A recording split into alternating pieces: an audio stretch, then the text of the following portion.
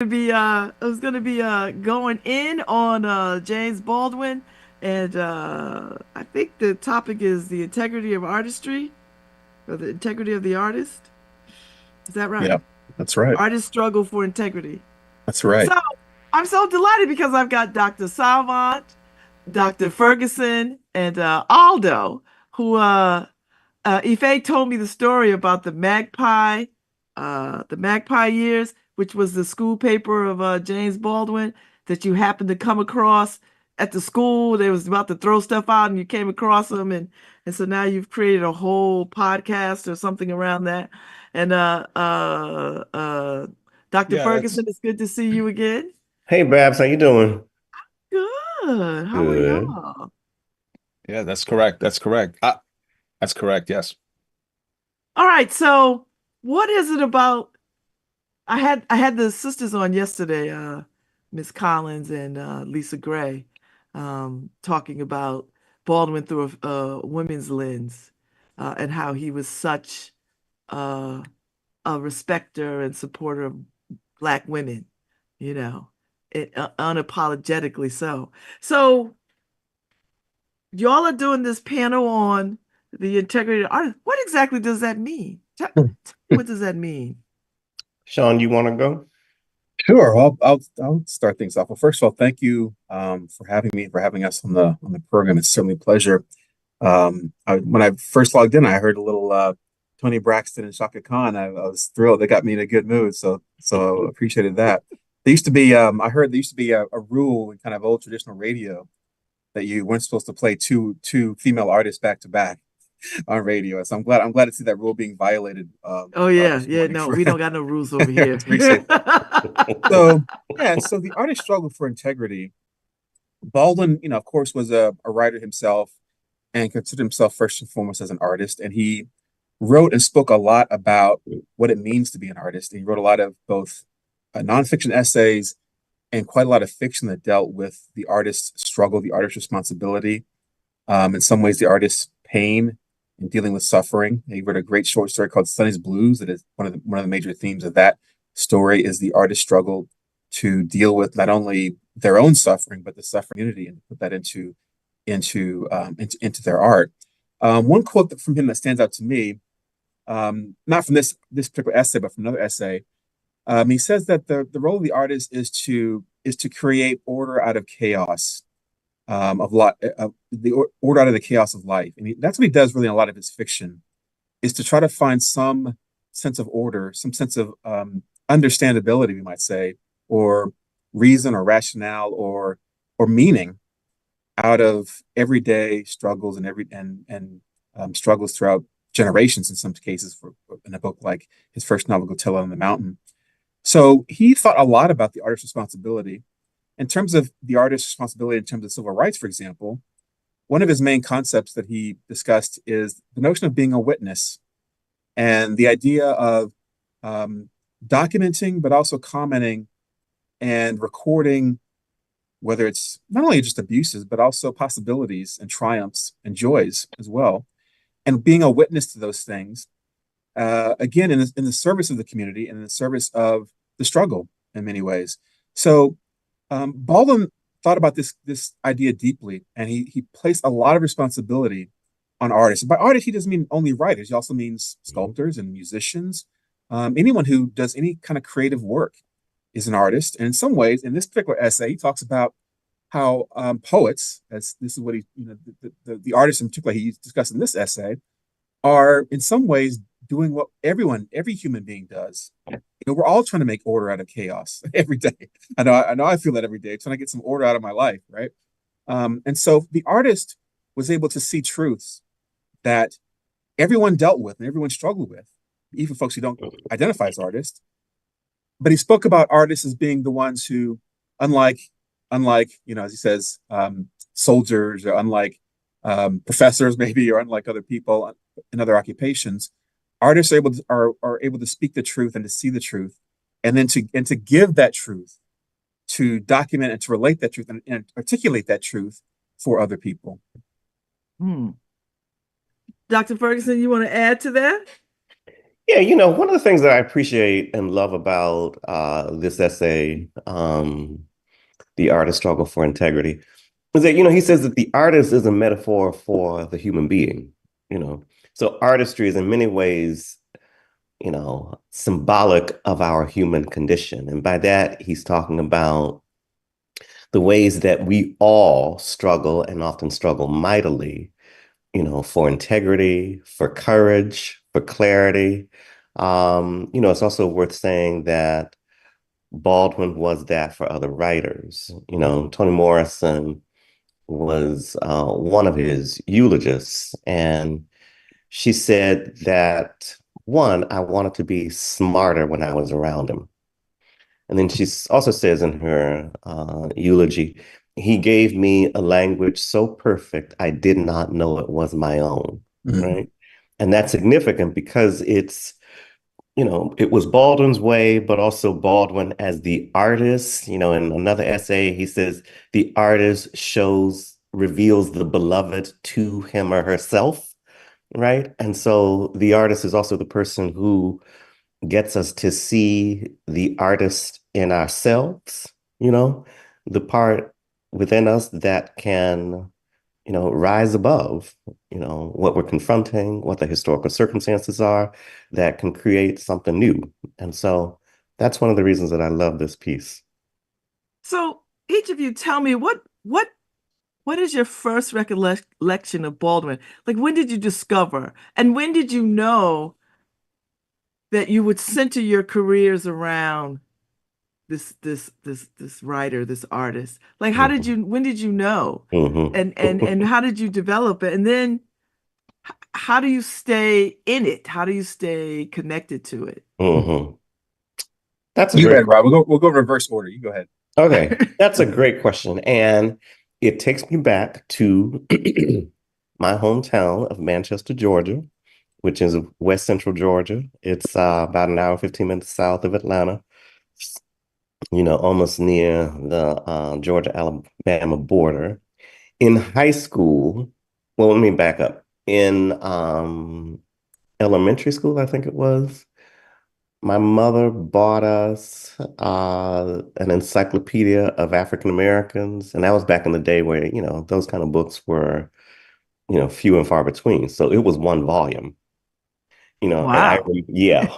hmm And so I remember reading two entries, and that was about this editor, Black woman editor, who was also a writer. She was an editor for Random House, and was also writing novels on the side. And her name was Toni Morrison. Hmm. And then I also remember reading about an entry on this guy, James Baldwin, and also seeing, sometimes Baldwin in Ebony magazine or in Jet, which in those days, every Black family had a subscription to those things. And then there were the Atlanta child murders. Mhm. Okay.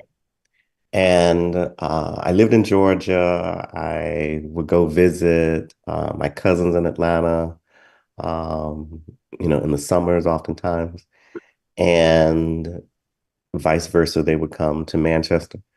And I remember for a couple of summers, however many summers that stopped, our parents wouldn't let us go, right?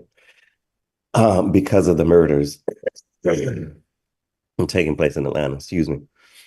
And then when I was in high school, I remember seeing a volume by Baldwin, The Evidence of Things Not Seen about the Atlanta child murders. And I think that was the first book by Baldwin that I read, even before, his Go Tell It on the Mountain or Notes of a Native Son, like that was the first book that I read of Baldwin because it was about my history, my circumstance, me being, a Black kid in Georgia and, having the murders loom over my childhood. Mm, Mhm. mm. I was also born and raised in the South. I was born and raised on the Mississippi Gulf Coast, a little town called Pasquotank, Mississippi. Near Gulfport, an hour from New Orleans. Um, and growing up, I didn't, for me, it was actually one of Baldwin's kind of frenemies, Richard Wright, who loomed large because Richard Wright was a native Mississippian and was a Mississippi writer. And I learned more about Richard Wright growing up. And I didn't really read or wasn't really assigned a lot of James Baldwin, really probably until college. And I think probably the first thing I read was probably Sonny's Blues. It was a short story, Mm-hmm. one of the greatest short stories ever written, quite honestly. I just taught this story a couple class periods ago, a couple of days ago in my Baldwin class, and I told my students I think it's the perfect short story, just in terms of the way it's constructed, but also in terms of the themes of it. It's just beautiful.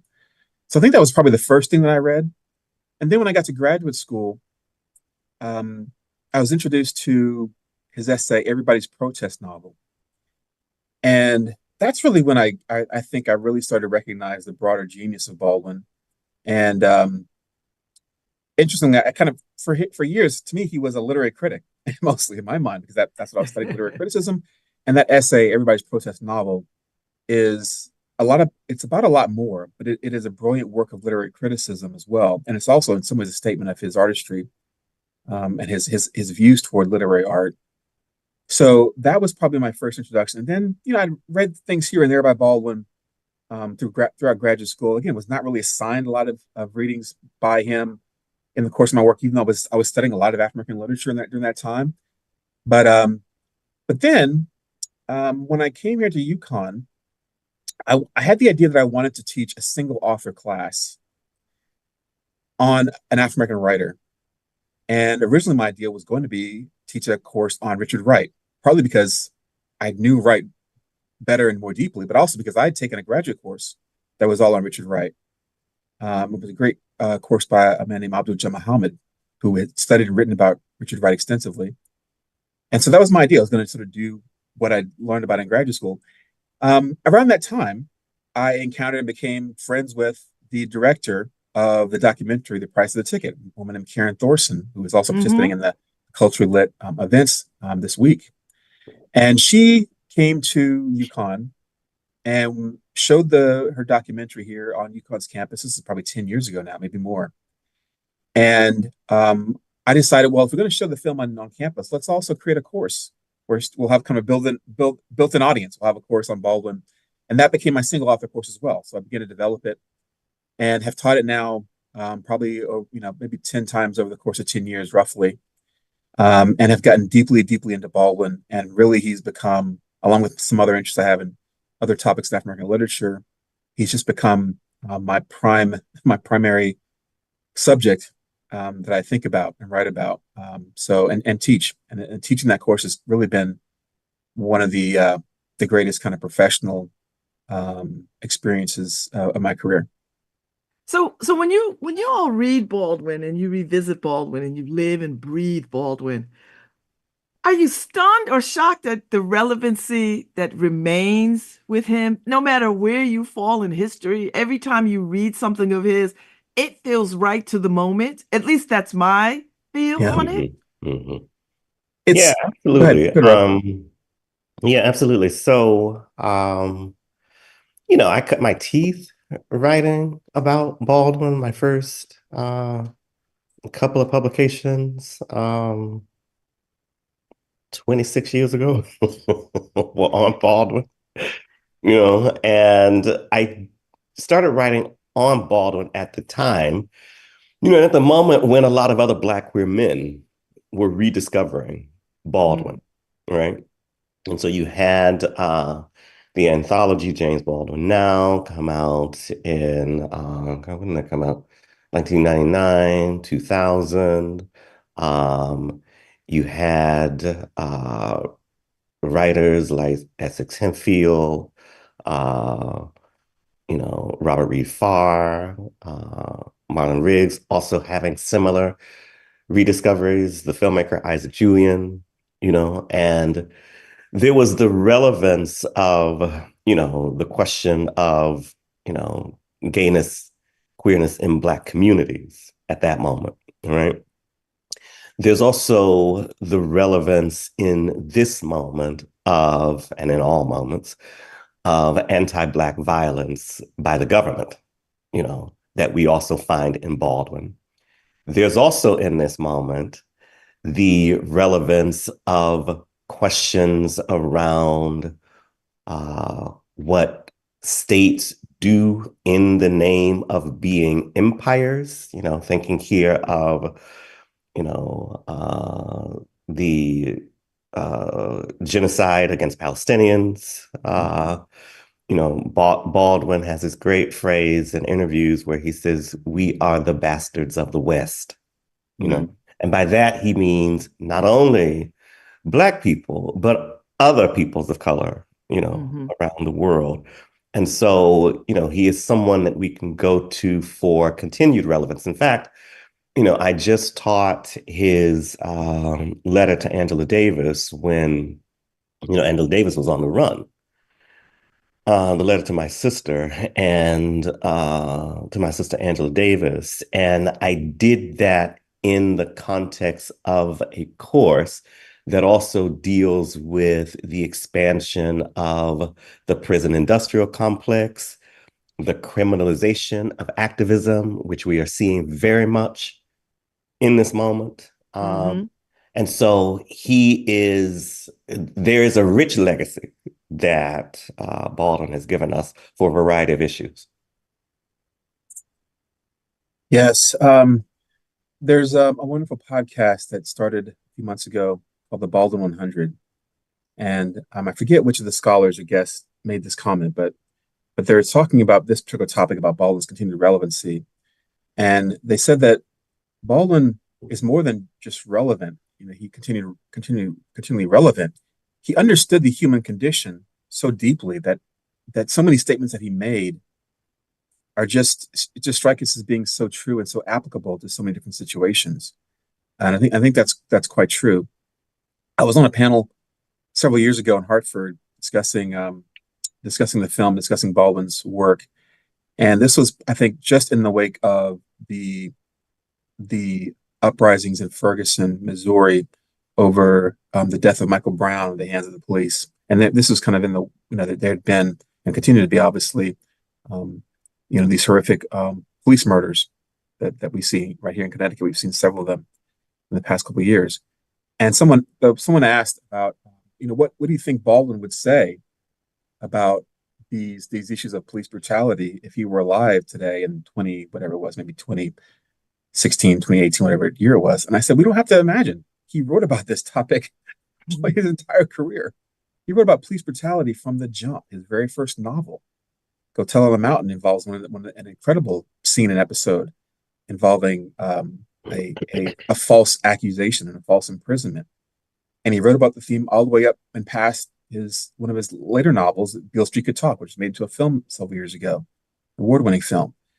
He wrote some incredible essays, or an essay called The Report from Occupied Territory, in which he railed against stop and frisk, in the 60s and 70s, which was, topics that we were just, not just, but many people were kind of discussing even in the wake of some of these police murders. So he wasn't, people talk about him being prophetic and kind of ahead of his time, but he was someone who was willing to face his own time in a way that I think many of us are not willing to. One of his most famous quotes is, not everything that is faced can be changed, but nothing can be changed until it is faced. And he tried to live that out, again, being a witness. And he was willing to delve into these topics and to speak about them with a certain bluntness and a certain clarity that made his words seem prophetic, and they are prophetic for sure. But he was just so willing to face these things that most of us don't want to face. I mean, us being the entire world, the entire social structure don't want to face. And so by facing those things in his moment, and with such a hesitancy for many of us to face those things, we're just coming into the realizations that Baldwin was able to come to because he was so willing to face these concepts and to face these sometimes very, very difficult subjects. So, there's no question that as a people, we've come far. But somehow or other, Baldwin reminds us, or reminds me, that have we it begs to ask the question, have we come far? Because the relevancy is right to the moment. And so even though, he was in a very different time zone, he had some very difficult, I mean, he left this country to go live somewhere else because of the difficulties. And yet here we are, the same difficulties Mm. masquerading as something other than what we want it to be or what it is. What do we learn from Baldwin? What do we take away? What are we to do with that kind of up to your face, let's not forget this is what it is kind of moment of Baldwin? Well, I mean, I would say that, we have come far. Things like the government and the state have not necessarily come that far. Okay.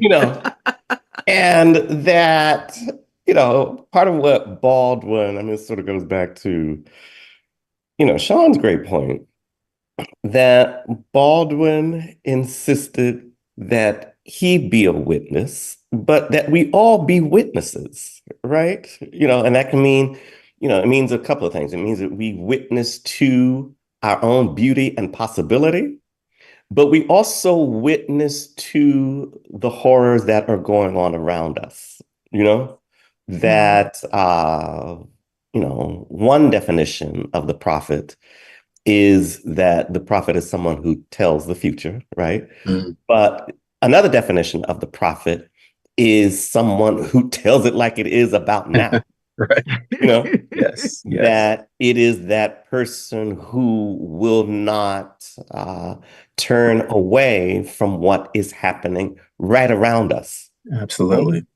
That we learn and teach ourselves and teach others to speak truth to power. Mm-hmm.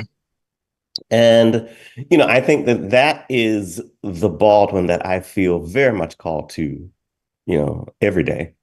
That, both of those things can be true and can be handled at the same time.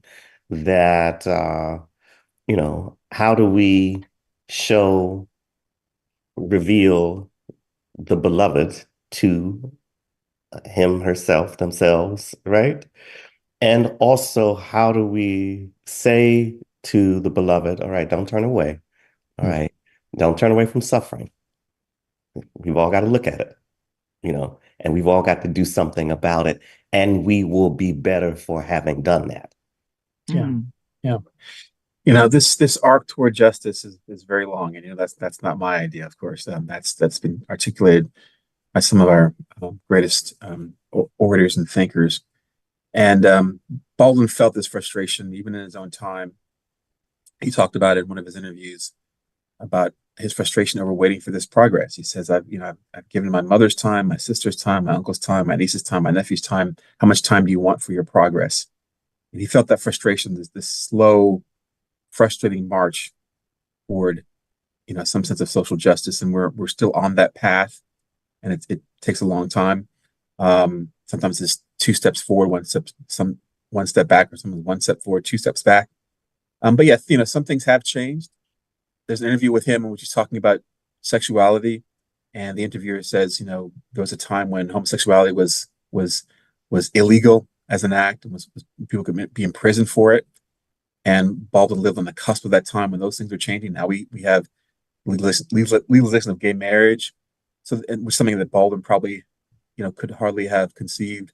When I was growing up, the idea of a Black president was beyond comprehension for me growing up, honestly.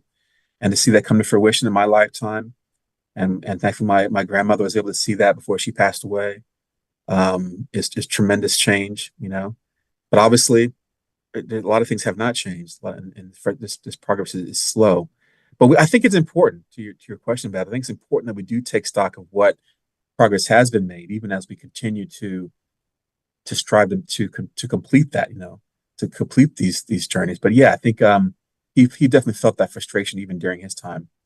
And so when y'all teach Baldwin in your institutions of higher education and higher learning, what do young people make of Baldwin? And when you teach, do you you still discover new things that you said, oh, this makes me think about something else about Baldwin, or I did not realize this about Baldwin. Like, do you have those moments? And Oh yeah. and how do you teach it? How do young people do they feel a sense of connection to Baldwin then and the Baldwin now?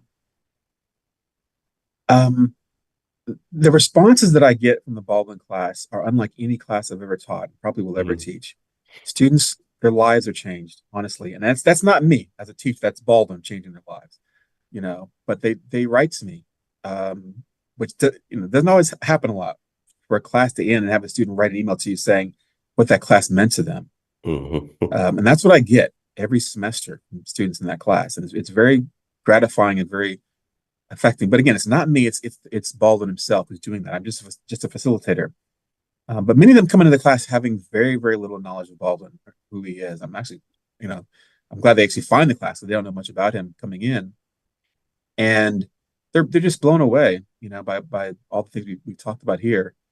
Um, and that's really, teaching. And to your point, teaching is learning. So yeah, every semester, almost every class period, I learn more about Baldwin because I'm teaching it, because I'm teaching him. And there are definitely moments where I'll tell students, listen, I'd never thought of that before. I've been reading this Mhm. essay. I read it 15 times. And just the conversation with the students, I make a connection that I'd never thought of before. And hearing them talk about it, just kind of, sometimes you just kind of put things into context that you never done before, or you read things close together in an arrangement that sparks a connection between other things that he's written. And this is the main thing about Baldwin's work, is that you begin to see these threads that connect everything. And it's really remarkable. The consistency, going back to the notion of integrity, the consistency of his thought. Of course, his thought developed and changed, but there's some ideas that kind of his core bedrock principles and ideas that wind their way throughout his entire career. And you begin to pick up on those things the more you kind of go through the material. But it's been very, very, very fulfilling. Mm. Yeah, I would say the same, that it was not until I taught his letter to Angela Davis in the context of what's happening to Palestinians that I realized, oh yeah, Baldwin has also talked about genocide. You know, um, that was a discovery that could only have been made in this moment, for Mm. me. And I also remember when I was lecturing a few, weeks ago, and there was a moment when I was trying to, in the lecture, get the students to see that they have, all of them, a birthright. And the birthright is, it is your right to change history, to change the course of things. And then I remembered Baldwin saying this thing, that the world is here before you. You do Mm, not have to leave it the way it was when you came in, mm, you know? And I could feel and see, a kind of light bulb go off in the lecture hall, with the students, you know, that Uh-huh. here's this old dead man who is authorizing them. it's You know? wonderful. I love it. So in your panel on Saturday, which I love this title, The Artist's Struggle for Integrity, because it's big, but it's specific. And do you think in the next 100 years that artists will wrestle with their own integrity, the work that they do, their commitment to the world around them? Like, do you hope that this will continue to be an ongoing dialogue, that people will still, artists and scholars alike, will still wrestle with Baldwin and this message, this I'll let Rod story? start, because he kind of came up with this theme, so I'll let him begin on this topic. I just suggested this that essay because I love that essay and it's also compact. Ife only gave us an hour, you know, so Yeah, so we got an hour to talk about 7 pages. Okay, we can do that. um, but I think, yeah, because the devil will still be busy. the devil finds work. Like So, 100, 200 years from now, yeah, the artist and the human will still be struggling for integrity because Mhm. power ain't going nowhere, you know. Power ain't going nowhere. But how are we going to show up, you know, to meet the Well, challenge? The I question. love that. Yeah, the devil finds work to use on that one title. So I'll one Hmm. line from the essay here. He says, "The crime of which you discover slowly you are guilty is not so much that you are aware, which is bad enough, but that other people see that you are and cannot bear to watch it because it testifies to the fact that they are not. You're bearing witness, helplessly," he says, "to something which everybody knows and nobody wants to face." That's James Baldwin, Hmm. beautifully expressed, Hmm. incredibly profound, but also so Hmm. clear and concise. I mean, as someone who tries to write things here and there, I envy his writing style so much Hmm. because it's both clear and profound, which is a hard balance to Hmm. strike when you Hmm. write things like that. But he just Hmm. writes sentences like that. Just he's got thousands of sentences like that in his work that are just so profound. But when I read that sentence, it makes me think about your question because as long as there are, folks who need that consciousness raising, they're going to be poets like himself, artists like himself, who are willing to do that work. And as he says, dealing with that awareness that some call now wokeness, I guess today, being woke, dealing with that awareness is hard enough to deal with, as he says, hard enough to face that. But also the fact that people will see you and either be put off by that or be inspired by that. And so, yeah, I think that work will continue, no matter what. There's always another level, another step in this march toward and march this progressive march. So that the work is always going to be there. Again, yeah, the work will definitely always be there, I think. I love it.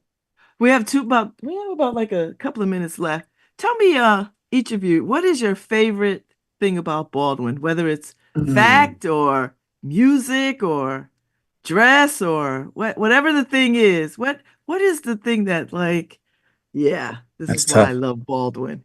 That is tough. I've never been asked that question. That's a Yeah, tough really. question. Yeah, yeah, yeah. I love his cadence. If you Mm, read the first few pages of Go Tell on the Mountain, Hmm. it's like, oh, I know this cadence. yeah. This is from the pulpit, you know. Hmm. And I love it that he could have that show up on the page, So, when Sean was talking about Baldwin inspiring him as a writer, I felt very much the same way. I was like, okay, I need to try to achieve that in prose. Hmm. Hmm. So yeah, that's Yeah. like quintessential Baldwin for me. It's like, okay, yeah, how do I get the language to do that? Yeah. To sound like my mama them. Okay. Right. Right. Yeah. We've seen other writers try to emulate Baldwin, in the recent past and don't quite get there. They make some valiant efforts. Yeah, it's a tough question. What comes to mind is his bravery and his honesty in his writing. Um, you know, Baldwin would have been canceled about 50 times, if you were writing today, because he's so brave and honest in what he's saying, and he's not he's fearless in a lot of his commentary about race, you know, gender, sexuality, race relations, etc., family. I mean, for Baldwin in 1963 to write a line in The Fire Next Time, which he says, "If God doesn't make us more honest and more open, we should just get rid of him." I mean, to write that line in 1963, to say that as uh, a man so steeped in African American culture coming from the church, and to say we might just get rid of it, and he calls it the concept of God, not the living God as we think about it, in the church, but the concept of God, and we Mhm, should just get rid of him. And that's honesty, that's bravery to write that line in mhm. '63, right? Yeah, because Um, it still sounds pretty provocative in absolutely. 2024. Read Exactly. it in Yeah. Yeah. 2024, it's like, Yeah. whoa, it just hits you right off the page. Yeah. But that's one example. Maybe that's the kind of best example I can think of his honesty. Yeah, that's what to me I think is one of his greatest Mhm. qualities. Well, thank you both, Dr. Savant and Dr. Ferguson. Their panel discussion is 2:30 tomorrow at Concat, and I hope people come, which I know they will, because this is such a rich discussion, and I know y'all have more to say about this. So thank you for your time this morning. It's good to Thank you, see Babz. y'all. Good to You Been see a too. you, Rob. pleasure. Been You a too, pleasure. Thank you. Babz. I'll see you I'll tomorrow. see y'all See you tomorrow. tomorrow. See you Okay. tomorrow. Looking forward to it. Thank you so much. Thank you, Doreen. All right, y'all have a good weekend, and You too. I'll see you at See you soon. Culturally Lit Fest, Baldwin Forever, October 5th, All 11 right. o'clock. Take good care. Take good care. Bye now. Thanks, Doreen. Doreen, I think I'm gonna take Monday off. I think. Sounds good. I'll double check, but I'll send you a text. But I think I'm gonna take Monday off. Sounds good. You deserve it. Have a good weekend, my dear. Thank you for this week. You too, of course.